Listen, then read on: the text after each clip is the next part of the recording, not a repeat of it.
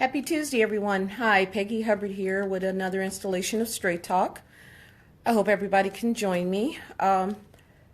Today, we're going to be talking about, yes, the wretched NFL. Everybody's been asking me, what do I have to say about the NFL? Well, you know Peggy. Peggy has a lot to say.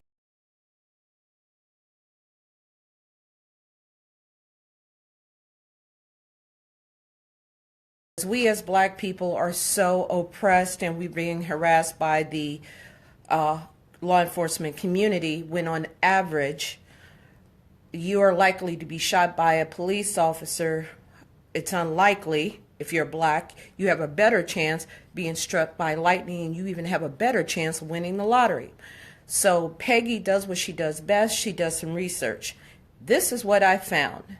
Now, they had an incident last weekend, this past weekend, Friday, where a Los Angeles Rams, I almost say St. Louis Rams, a Los Angeles Rams football player was pulled over on a traffic stop, number one, for speeding. Come to find out, his license was suspended or revoked. He had in his possession a stolen gun, receiving stolen property, high-powered magazines, high-capacity, magazines. So he's going to jail. He's probably going to be bailed out by the league. He's going to jail for that. Now, nobody told black man to go steal a gun, drive without a license, drive while suspended, and have a high-capacity magazine on his person. So the police are picking on this black man, but here he is with a stolen weapon. So I did some research, and this is what I found.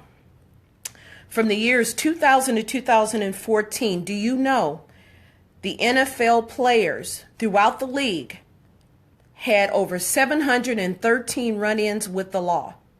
From 2000 to 2014, they had 713 run-ins with the law.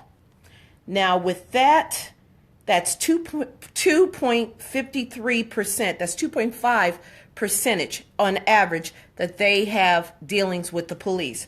But 2.5.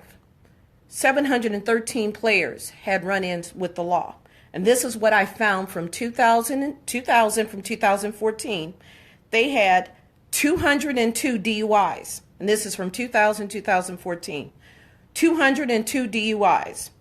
88 assaults, 85 domestic disturbances, 38 gun charges, 35 assaults, also alcohol, 35 alcohol-related crashes, 21 burglary and or thefts.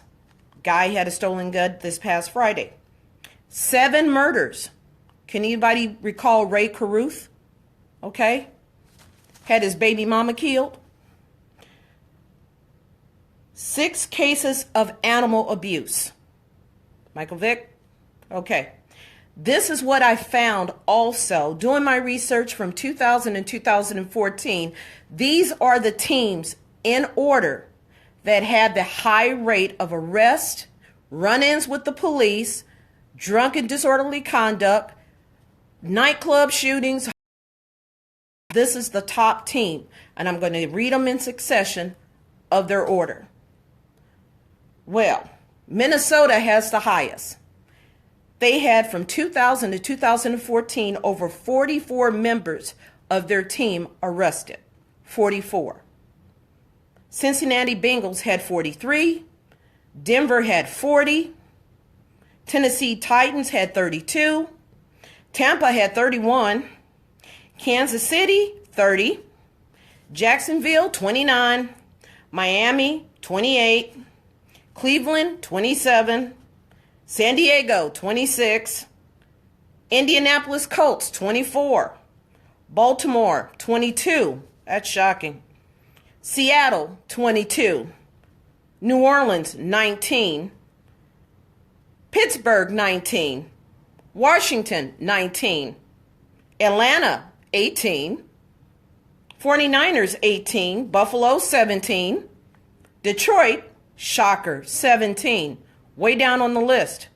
Green Bay, sorry Ashley, sorry Malcolm, 17. Next we have New England, who had 15 arrests. Dallas, 14. New York, 14. Jets, 14. Philadelphia, 13. Arizona Cardinals, 11. Houston, 11.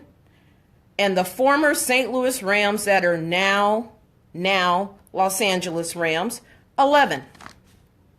So, what are we finding out? That these players are full of crap. They're full of caca. Because if you have 44 people on one team from 2000 to 2014, it tells me that y'all have a problem. The problem is not the police. The problem is with your players. That's what the problem is. Domestic abuse, 202 DUIs, 85 domestic violence. So the police is doing all of this. The oppression that we're so-called suffering are at the hands of the police. No, it's by the hands of your freaking football players. 88 assaults, 85 domestic violence charges from 2000 to 2014. So you mean to tell me that the police are the problem? Your team is the problem. The athletes you hire to make these $1 million contracts is the problem.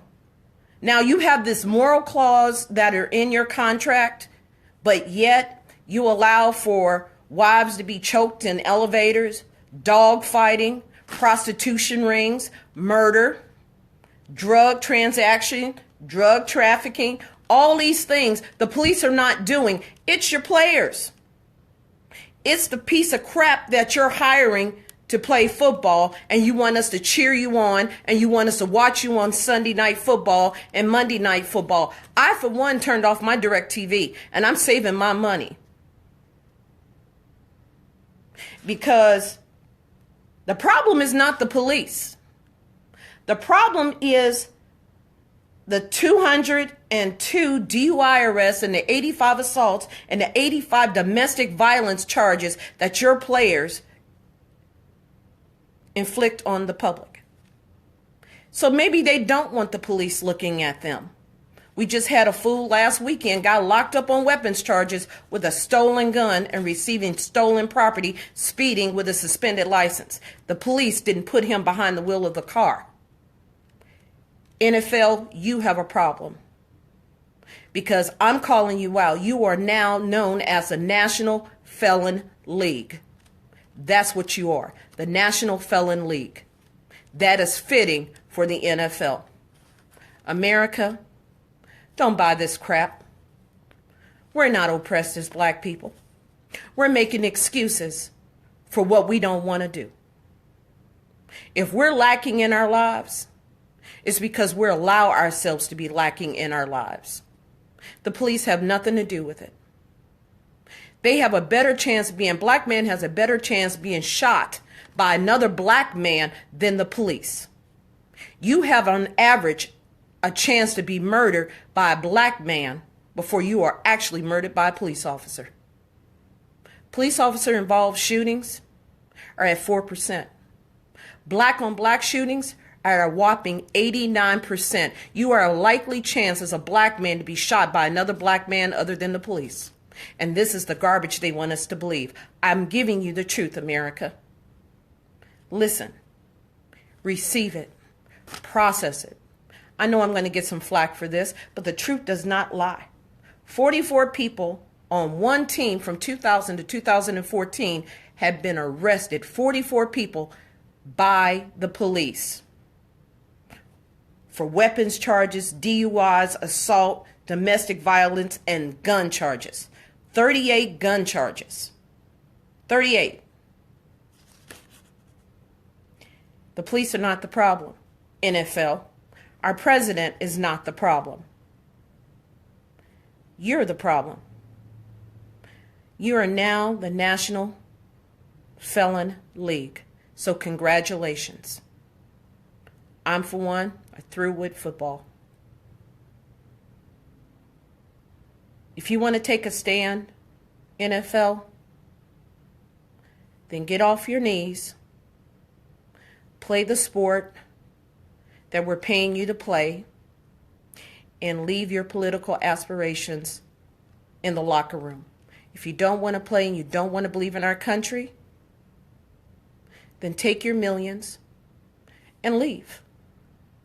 Trust me, we will not lose sleep as American citizens if you decide to take off those cleats and take off that uniform and leave the country.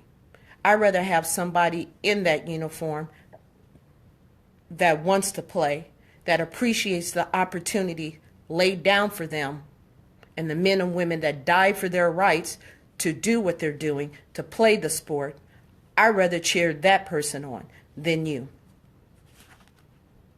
From 2000 to 2014, over 202 DUIs,